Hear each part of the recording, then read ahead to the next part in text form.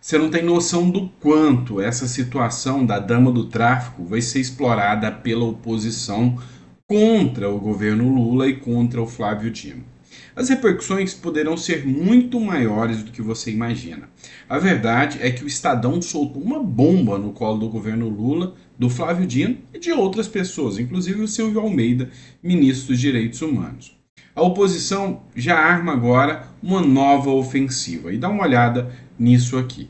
Quem fez essa publicação foi o Coronel Meira, oficial, ele que é deputado federal, colocou o seguinte: não é coincidência, é CPI do crime organizado. E aí ele cita a matéria da revista Oeste. A dama do tráfico diz que o governo Lula pagou sua passagem para Brasília.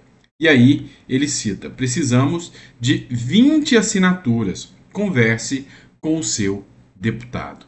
Está faltando apenas 20 assinaturas para que possa ser feita a CPI do crime organizado. Não são coincidências as notícias que vêm relacionando o governo Lula a organizações criminosas. Precisamos instalar a CPI do crime organizado. Para isso, necessitamos de mais 20 assinaturas na Câmara Federal. Converse com seu deputado e peça para ele apoiar. O código é, e aqui ele cita o código, quem quiser pode ir lá e acompanhar na página oficial do Instagram do Coronel Meira Oficial. A CPMI nos dá instrumentos importantes para realizarmos um amplo trabalho de investigação, como requerimentos de convocação, quebra de sigilo, entre outros. O sistema vai tentar resistir, não teremos dúvidas, mas quem disse que nós também não vamos lutar? A grande questão é a seguinte: a CPI ou a CPMI nunca é boa para o governo. A CPI do 8 de janeiro, que foi frustrante, acabou em pizza, né? E foi dominada pelo governo Lula.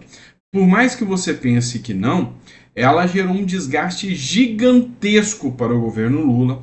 O governo Lula teve que articular muito e perdeu fogo, perdeu munição, ao ter que articular com vários parlamentares para que, inclusive, com partidos, para que eles pudessem dominar a CPI. Mas isso causou um desgaste gigantesco para o governo Lula.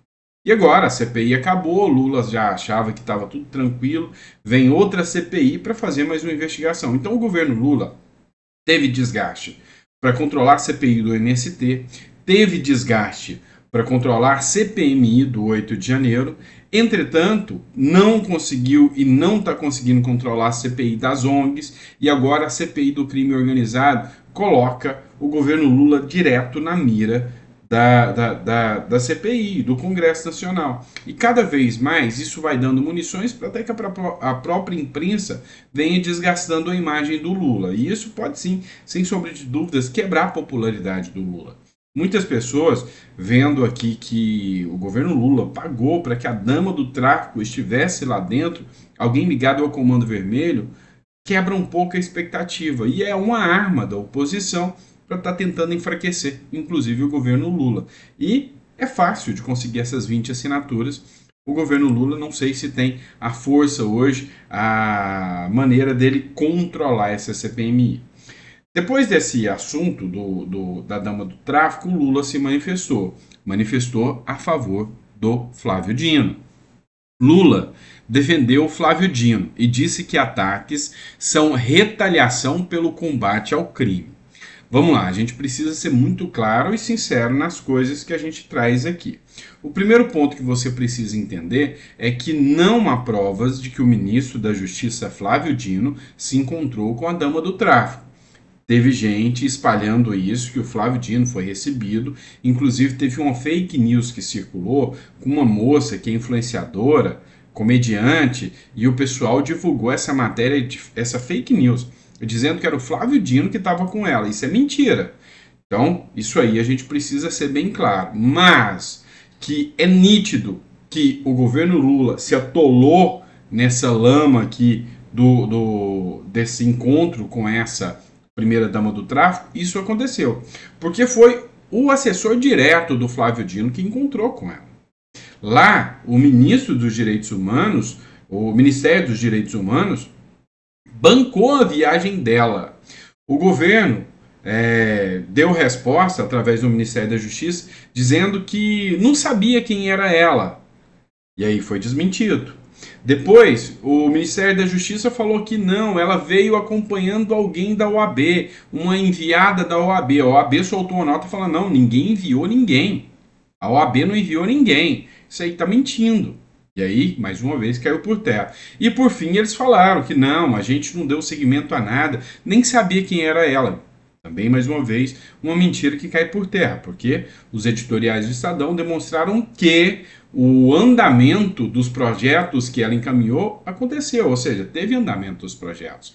E aí o Lula falou o seguinte, ó, o presidente Luiz Inácio Lula da Silva partiu em defesa do ministro da Justiça e Segurança Pública, Flávio Dino, em relação às críticas e ataques massivos recebidos pelo político após vir à tona a presença de Luciane Barbosa, esposa de um líder do Comando Vermelho, em reuniões da pasta. Para Lula, Dino já provou que não se encontrou com Luciane e que ataques são uma retaliação frente ao trabalho do ministro contra diversas ações criminosas. Luciane é casada com Cleomilson Santos Farias, vulgo tio Patinhas, chefe da facção criminosa. Então essa matéria aqui é do Correio Brasiliense. Tá, mas vamos entender isso aqui, tá? O Lula disse que isso é uma retaliação porque ele está combatendo o crime e o tráfico. Mas peraí. A crítica é especificamente alguém do crime, do Comando Vermelho, está dentro do Ministério da Justiça. Como é que a oposição implantou isso lá? Você vai falar que é infiltrada da oposição? Mas vocês que ridicularizavam tanto os bolsonaristas de dizer que Lula colocou infiltrados no 8 de janeiro. Agora vocês vão dizer o quê? Que isso é um infiltrado da oposição para jogar a culpa no Flávio Dino?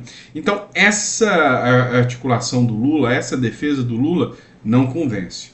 O que se esperava de um governo sério? Fala, olha, se tiver qualquer coisa errada vai ser investigado. Pois é, mas não é esse o caminho, não é esse o sentido que o Lula segue.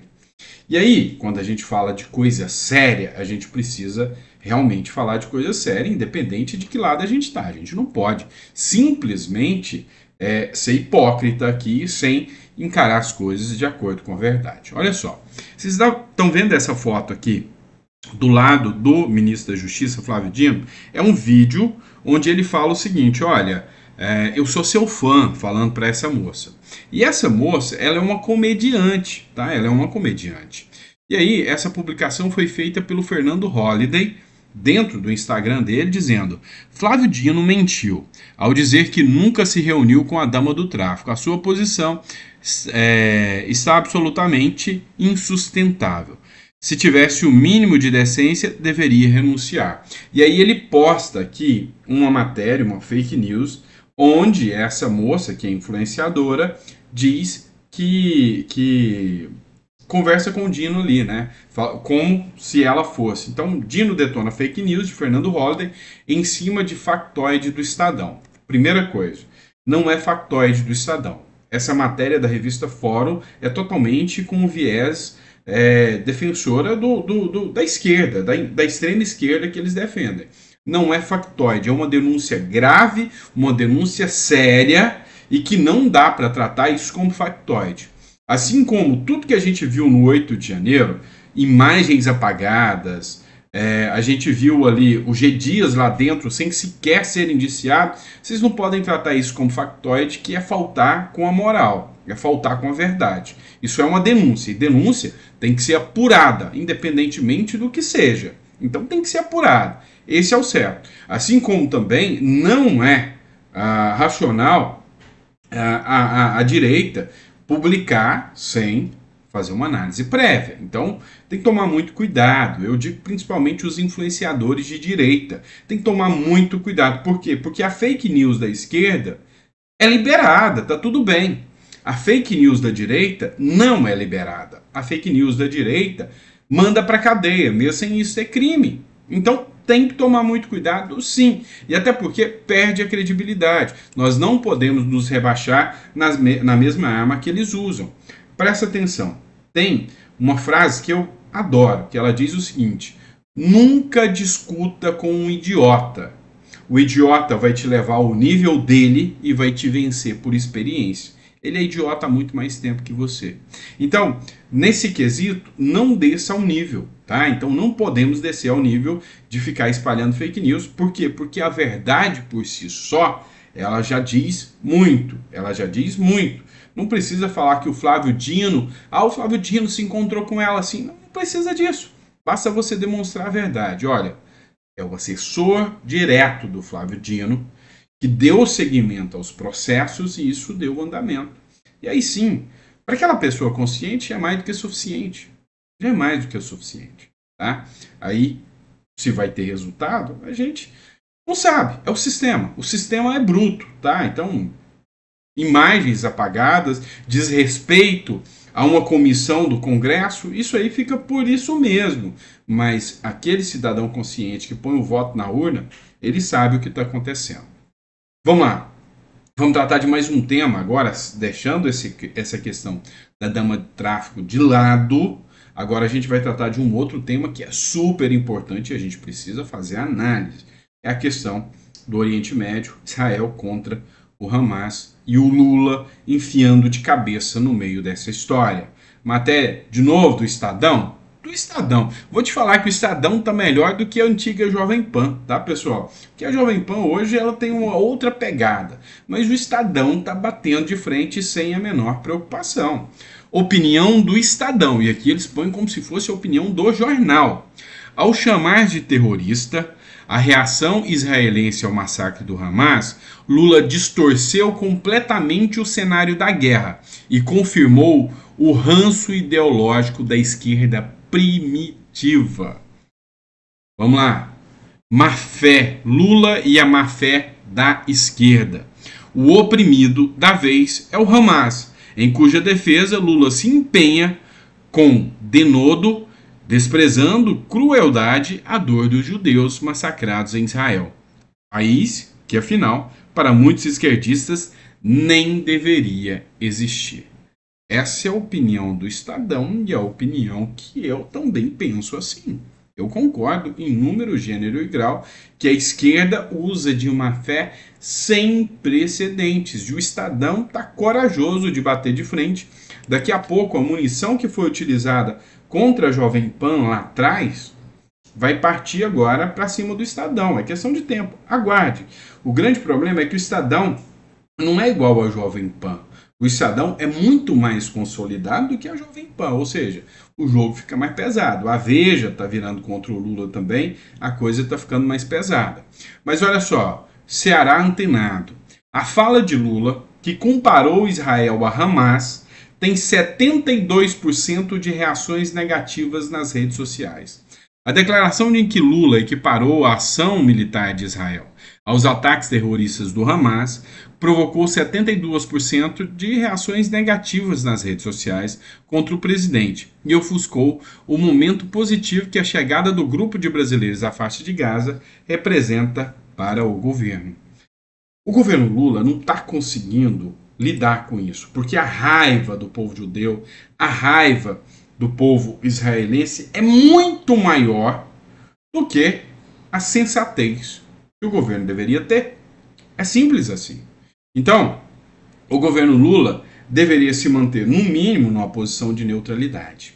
E aí, a gente precisa fazer uma comparação aqui. O governo Lula representa o povo brasileiro hoje? Representa a vontade e os anseios do povo brasileiro?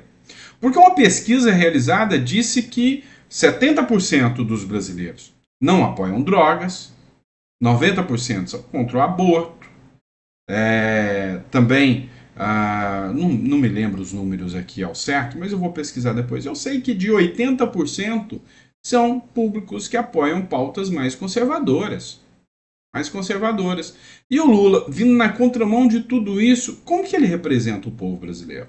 74% de reações negativas à fala do Lula, e Lula insiste em bater em Israel o tempo todo. Lula bate em Israel, bate nos Estados Unidos, bate no Bolsonaro. E se resume a isso aqui, tá? Antes o Lula batia na Ucrânia, agora ele bate em Israel, bate no Bolsonaro. As falas do Lula, as aparições do Lula, os contextos que a gente vem aqui falar sobre o Lula se resume a isso. Não tem mais nada. Não tem nada de produtivo e conteúdo qualificado para o Lula. Ele resume a isso. Ele bate em Israel, bate em Lula, em Bolsonaro, batia na Ucrânia, bate nos Estados Unidos, bate nos bolsonaristas. Esse é o governo Lula. Esse é o Lula quando abre a boca. E aí, qual é o efeito que isso traz? É muito maior, é muito mais deletério do que você possa imaginar. Por quê? Eu te digo, porque ele está trazendo de lá para cá grupos terroristas. Esses sim terroristas, não é velhinha com Bíblia na mão, não. Esses sim grupos terroristas. A gente viu há poucos dias um exemplo de que o grupo Hezbollah do Líbano estava trazendo para dentro do nosso Brasil um sistema de ficar fazendo cooptação, ou seja, de pegar essas pessoas para colocar dentro do terror, fazer atos de terrorismo aqui dentro do Brasil. E aí, assustem, tá? Mas o cara foi pego, foi ouvido e foi liberado. É isso, olha o nível, tá? Não pegou 17 anos de prisão, não foi preso, não fizeram a OE, não veio, falou um pouquinho e foi liberado. Mas olha a notícia que eu trago para vocês de hoje, matéria do jornal Metrópolis para vocês. Já está batendo na nossa porta. Polícia encontra 5 quilos de explosivo em carro bem no centro de São Paulo. Dá para você ter um nível? Dá para você começar a perceber o quanto isso é grave? Vamos lá, matéria do Estadão de novo, que eu trago para vocês, cuidando especificamente desse caso aqui. Homem é preso com explosivos no centro de São Paulo. E o ponto que eu quero ler dessa matéria aqui para vocês é essa aqui, ó. Era um peruano que transportava 5 quilos de explosivos.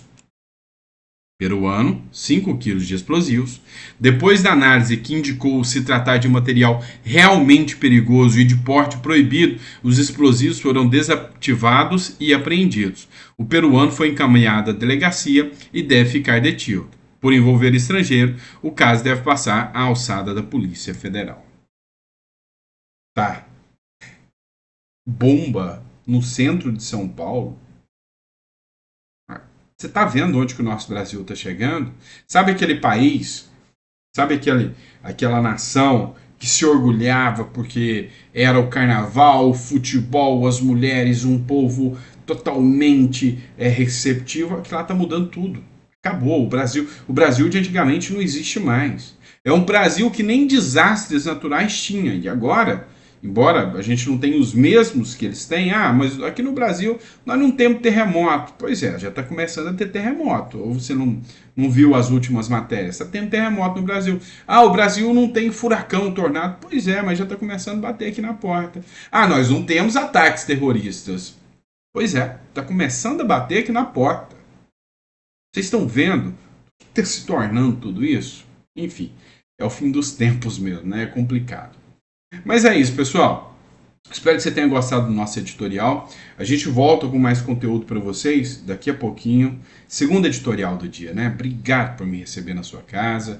Que Deus te dê uma mesa farta, repleta de bênçãos, que tudo seja efetivamente da forma que Deus preparou para a sua vida. E que você possa entender que o tempo dele nem sempre é o tempo que você quer. Mas, uma hora, o tempo chega. E quando chega com as bênçãos de Deus, tá bom? Obrigado, fica com Deus. A gente volta, tá? 4 horas. Tem mais um editorial para vocês.